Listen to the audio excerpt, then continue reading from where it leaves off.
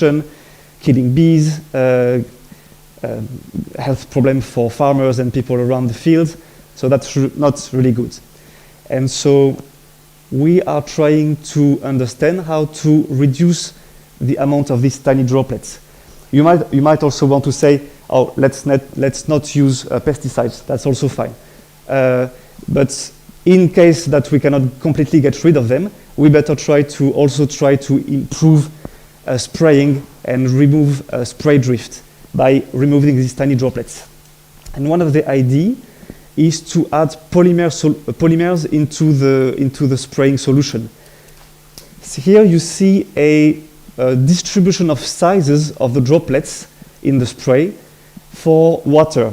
So basically when you add pesticide, you don't change the rheology of the liquid, so it's kind of the same. And here you see it's in terms of volume percentage, and here I'm showing the area under the curve for droplets less than 100 micrometers, and this is the volume of liquid that will be carried away by the wind. And so it's quite significant, but if you add polymer, and even more polymer, you can considerably reduce the amount of these tiny droplets. The polymer that we use is polyethylene oxide. It has a high molecular weight, 4 million grams per mole, and we use it at concentrations up to 100 weight parts per million. That means that we are dealing with dilute solutions. So the polymer molecules at rest do not see each other.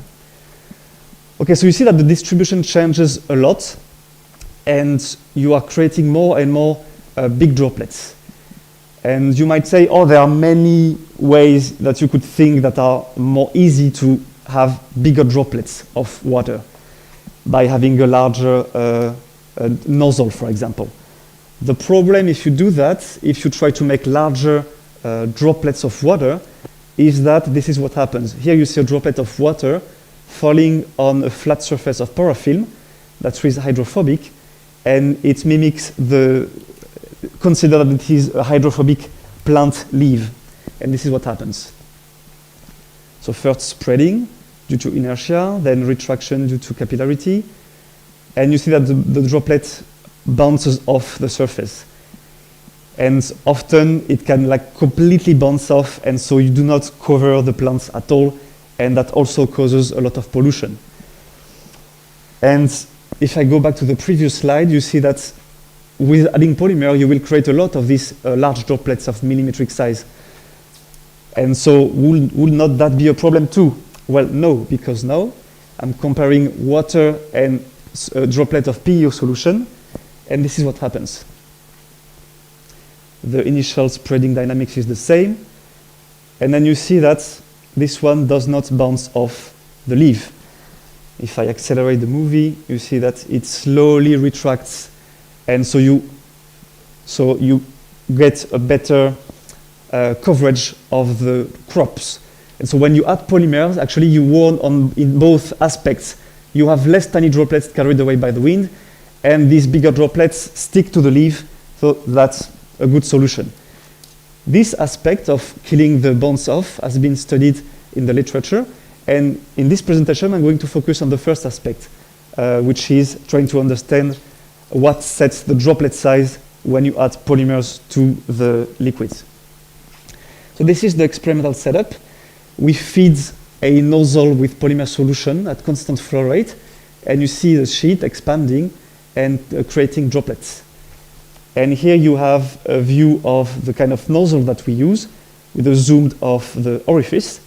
So you see it's oval orifice with thickness B that will take these two values in this presentation because we use two different nozzle sizes. And if you feed the nozzle in this range of flow rates, you obtain velocities, so flow rate divided by the area of the nozzle, between 10 and 50 meters per second. So this is a high-speed image of a spray of water in front view. So you see the sheet expanding and breaking up into droplets. And actually the fragmentation of the sheet is initiated by detachment of fragments that you see here, which is due to the square instability. This is a side view, and you see that the sheet is oscillating This is because of friction with the surrounding air.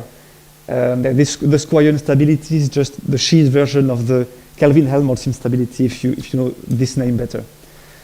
And so you have an oscillation of the sheet, which causes variation of the thickness of the sheet, and so you obtain a rupture into fragments where the length of these fragments correspond to the length of the wavelengths of the wave that are going propagating on the sheet.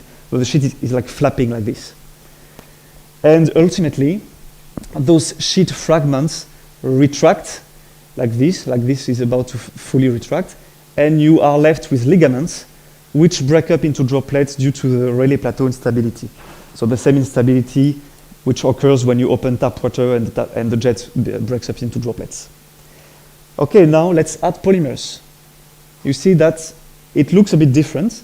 The sheet is much smoother in this region, and it's much longer as well before it breaks up. But the mechanism is the same. This is a side view. You still have waves propagating along the sheet, and you still have fragments that detach from the sheet, which form ligaments that you see and break up into droplets.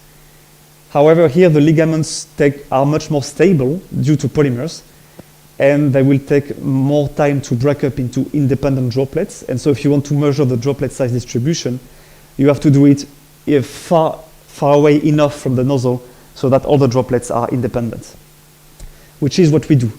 We measure the droplet size distribution using a laser diffraction method, and we measure it at 50 centimeters below the nozzle. And here we see a set of probability density droplet size distributions for water in blue, and as you go towards the red points, you add more and more polymer. So as we said earlier, you are creating overall bigger droplets, and you have also a broader distribution of sizes when you add polymers. And the questions that we are going to try to answer in this presentation are: how much bigger are these droplets? Why are they bigger? And how much broader is the distribution around the mean? So first question, how much bigger are these droplets? We are choosing as a characteristic droplet size the median size of the distribution, D50, which is plotted here, renormalized by the thickness of the nozzle B as a function of the Weber number, which is written here. So U0 is the velocity of the liquid, and rho and sigma are the density and surface tension of the liquid. And you see that for a given Weber number, as you increase the polymer concentration, you increase the droplet size. And also, the droplet size decreases when you increase the Weber number, so when you increase the velocity of the liquid. And this, in dashed line, you have the theoretical prediction of this paper by Stefan Coy, who is a postdoc in our group. And this corresponds to a Newtonian inviscid liquid, where this is the Weber number, so it scales with the Weber number to the power minus 1/3. And alpha here is the ratio between the density of air and the density of the water. And C0 is a constant. Okay, so now you see that it's actually what sets the droplet size for water is a competition between inertia and capillarity. And if you add polymer, you add viscoelasticity. And so we are going to consider a debra number, which is the ratio between the relaxation time of the polymers and an inertial capillary time scale, which is called the Rayleigh time scale, which is the time scale at which ligaments break up for water. And this relaxation time, for those who are not familiar, you can see it as if you stretch a polymer molecules, it will go back to its chord shape, typically within this relaxation time. And so now we need to measure the relaxation time of the polymer solutions. How do we do that? We use a capillary breakup extensional rheometry technique, where basically you put droplets between two plates, so between two fingers works as well. You stretch the plates until the droplets breaks in two, and you transiently form a filament, within which you have a pure extensional flow, and the polymer molecules are stretched by this extensional flow and progressively unravel. This is a movie of what it looks like for our solutions. You have a lot of inertia bouncing, but you see that the filament gets thinner and thinner, and ultimately when the polymers are fully stretched, you are back to a Newtonian behavior where the filament is destabilized by the Rayleigh plateau instability. But the nice thing about this simple experiment is that if you plot the minimum diameter of the filament as a function of time, you see that in this regime, it decreases exponentially, and the decay time of this exponential decrease is actually 3 times the maximum relaxation time of the spectrum, according to the theory. And so we are going to use these experiments to have access to our relaxation time tau. Okay, so now what's important is to measure the relaxation time of the solutions after they are being sprayed. So we collect samples of the spray, and we measure the relaxation time, which is plotted here as a function of the velocity of the liquid for different nozzles and different polymer solutions. And you see that actually the relaxation time decreases a lot as you increase the velocity. This is because you have polymer degradation. You break the polymer chains, for example, when they go through the tiny orifice here, because there is a high extension rate in this orifice. And so we need to take this into account to rationalize our data. So if we go back to this plot of the median droplet size as a function of the Weber number, for example, if you consider these 2 points, this solution is more degraded than this solution, and if it was not the case, this point would be higher if all these points were for the same debra number. And so you cannot use this data as is to have the real physical dependence on the droplet size on the Weber number. And so to have something better that we can really, that corresponds to the real physical dependence on the Weber number, we need to use a trick. The trick will be, we are going to select data points corresponding to the same Weber number, and we are going to plot the droplet size of these points as a function of the debra number. When you do this, you find that for different Weber numbers corresponding to different colors, you have a linear increase of the droplet size with the debra number. And the value at debra equals 0 is nothing but the Newtonian value. And so from this, you can write that, that the droplet size will be the Newtonian scaling, Weber to the minus 1/3, plus some function of the Weber number times the debra number. And this function of the debra number is the slope of these curves. And so if you plot the slope of these curves as a function of the Weber number, you find that it is nicely fitted by a power law with exponent minus 0.6. And so you can finally write down this expression as is. And if we plot now the droplet size as a function of this expression, you find that all our data collapses on a single curve. And so this is a nice empirical expression that can be used to predict the droplet size when you add polymer to the solution. Okay, so now we have answered the first question. How much bigger are the droplets? Now, why are they bigger in the first place?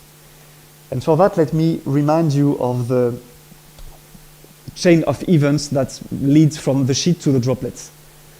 Here you have a front view, and here you have a side view. And so you have this oscillation of the sheet with wavelength lambda, which sets the wavelength of the sheet fragments. And these sheet fragments retract into ligaments, and these ligaments break up into droplets. So we are going to use mass conservation to say that between this and this, if mass is conserved, the ligament diameter should scale as square root of lambda times h of L, where h is the local thickness of the sheet, and L is the length at which the sheet breaks up. And indeed, the thickness of the sheet decreases as you move away from the nozzle because the sheet is expanding. And so flow rate conservation tells us that the sheet thickness should scale like this, where A is the nozzle area, and W is the arc of length stopping at the edges of the sheet here, where the center is the center of the radial flow of the flow in the sheet. And Xi is the ratio between the velocity in the nozzle and the velocity in the sheet, which might be larger than 1 because of the well-known Dicewell effect. When you, I don't know if you can hear me well, when you extrudate a polymer solution through a tiny orifice, it has a tendency to swell. And so that might be one of the reasons why the droplets are bigger. We are going to see that in a moment. Is because you have a thicker sheet.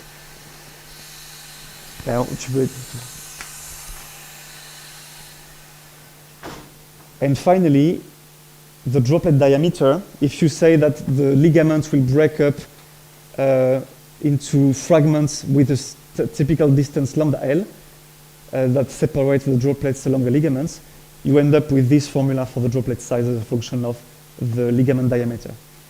Okay, so now we have plenty of formulas and we can measure all the quantities involved in this formula and find out which of these quantities vary a lot when you add polymers.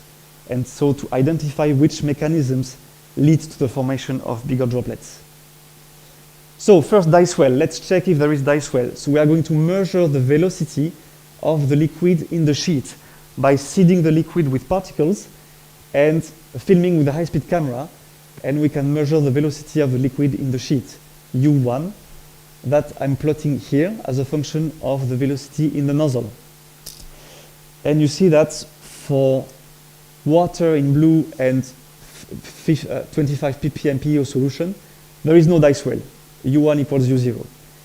And there is a tiny bit of Dicewell at the highest polymer concentration, but this plot tells you that Dicewell is not actually the main reason why droplets are bigger. It's not because there is a swelling and the sheet is thicker, which leads to larger ligaments. Because even for 25 ppm, the droplets are already much bigger than for water. So let's find something else. On top of that, when you go from water to polymer solution, we already saw that the length of the sheet increases significantly. Here it is plotted, rescaled by the nozzle size as a function of the Weber number. And you see that for a given Weber number, if you go from water to polymer or more polymer, you increase significantly the length of the sheet. And that's not good at all, because if you increase the length of the sheet, the thickness of the sheet at the point at which it breaks up will be smaller. So H of L decreases. And so that should lead to smaller ligaments and to smaller droplets. So our last hope is to measure the wavelength of this of the square instability and see if this quantity increases when we add polymers. It does. Here we measure the wavelengths typically from front view images of the spray. And if I plot the wavelength here as a function of the velocity in the sheet, again, water, polymer, more polymer, you see that you increase significantly the wavelengths of the instability. And so now we can try to check if at least this formula is true. For example, we are going to plot the diameter of the ligaments that we can measure from zooming on these images as a function of square root of lambda h, where lambda is the one we measured, and h of L is calculated through the previous formula where all the quantities are measured. So taking into account the increase of the length of the sheet and Dicewell. And when we do this, we find that indeed dl scales as square root of lambda h. That's good. So when you add polymers, you have a longer wavelength of the square instability, and so you have thicker ligaments, which means that you have bigger droplets. But this is not totally the end of the story, because now if I plot the diameter of the droplets, so D50, the median size of the droplets, as a function of square root of lambda h, you find that it doesn't scale as square root of lambda h. In fact, it only does for water, but these points, which correspond to the most elastic solutions, do not fall on this curve. And so that means that when you add polymers, in fact, for a given ligament size, dl, the ratio between the droplet size and the ligament size increases when you increase viscoelasticity, which can only mean that the distance between two droplets along a ligament increases. So you create less droplets that are bigger out of a given volume of ligaments. And this point is still under investigation. So we have partially answered the question.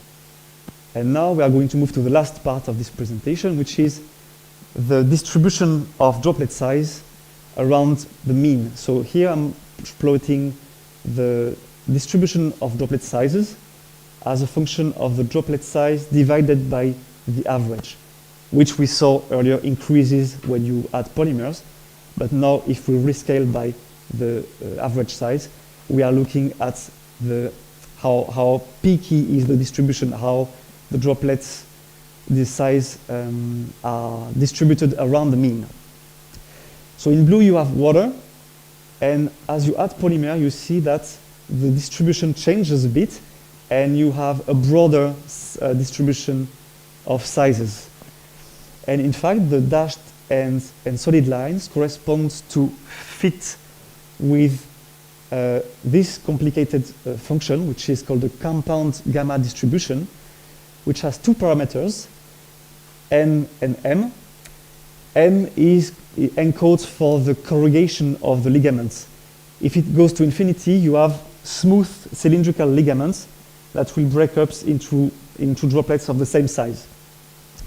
And m encodes for the width of the ligament's diameter distributions. So if m goes to infinity, you have ligaments of the same size. And in this case, this complicated expression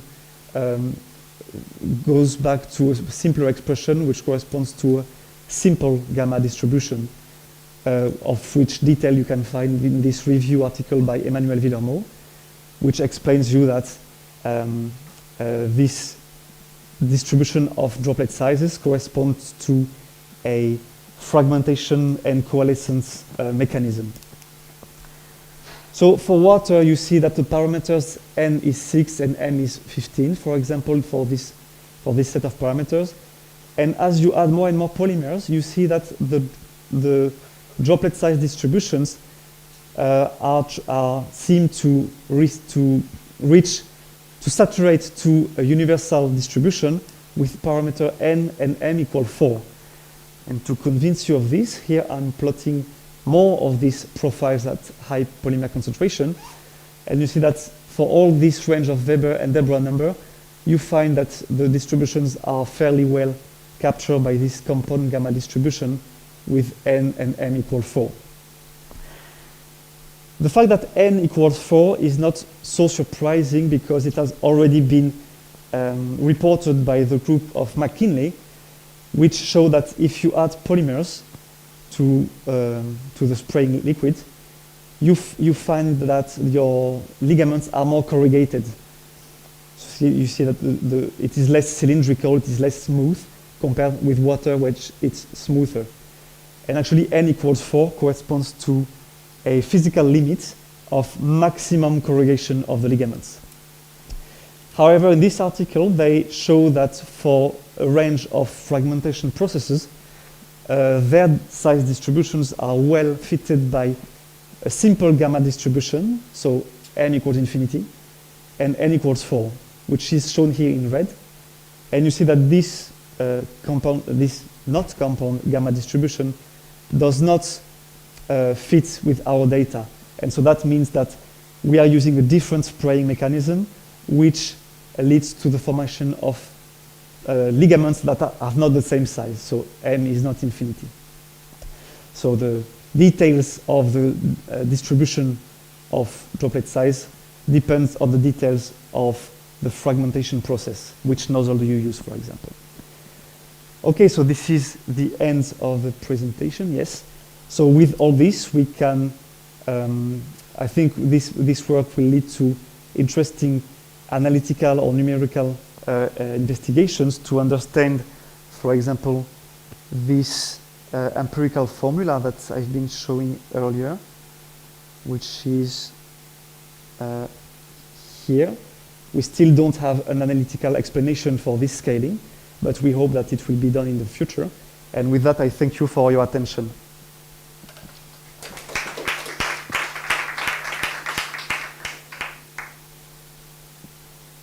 Questions?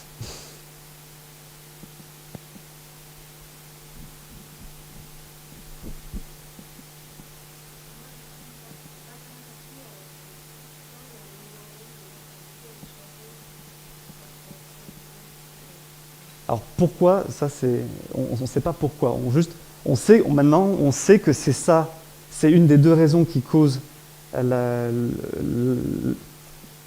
fait que les gouttes soient plus grosses. Mais alors pourquoi est-ce que la longueur d'onde est plus grande? Ça c'est une question. Il y a des gens qui ont travaillé là-dessus dans des cas plus simples que ça, où tu as juste au sein d'un seul fluide, tu fais du cisaillement au sein du fluide. Et si tu as des polymères, en fait, dans la zone où c'est cisaillé, tu as des contraintes normales qui sont exercées. Et ça donne naissance à une tension, parce que les polymères sont étendus au moment où c'est cisaillé. Et donc, tu as une tension supplémentaire qui apparaît. Et donc là, tu vois que la longueur d'onde va augmenter quand tu augmentes le temps de relaxation du polymère. Mais ça a été fait, pas dans notre cas à nous, où tu as ROR, enfin R liquide R, ça a été fait avec juste au sein d'un seul liquide et dans un régime de viscoélasticité linéaire. Et nous, on n'est clairement pas linéaire parce qu'on est à des taux de cisaillement où les chaînes se cassent.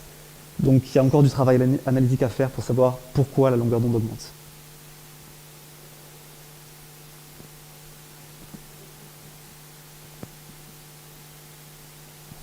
Non, ouais. En gros, si je peux expliquer très simplement, là, tu vois que pour le liquide inertiel, c'est en Weber number à la puissance moins un tiers. Et ici, tu as la tension de surface qui apparaît. Et en fait, si jamais tu rajoutes des polymères, on pense que tu rajoutes une tension supplémentaire. Tu as la tension capillaire et tu as une tension élastique qui vient se rajouter du fait que tu tires les polymères. Et effectivement, cette formule-là te dit que si jamais tu augmentes artificiellement la tension de surface, tu vas augmenter la longueur d'onde et donc la taille des gouttes. Donc c'est ce sur quoi on est en train de travailler en ce moment.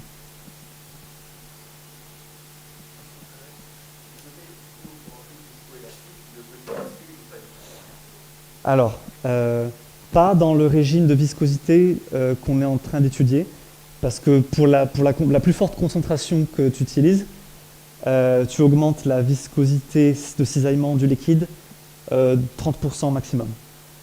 Et on a montré que pour des liquides newtoniens de viscosité 30 fois supérieure à l'eau, ça ne change pas la taille des gouttes. Mais effectivement, si tu multiplies par... si tu fais avec du glycérol, au bout d'un moment, effectivement, il va y avoir des plus grosses gouttes. Mais nous, on est dans un régime où ça ne joue pas, c'est juste l'élasticité qui joue, pas la viscosité.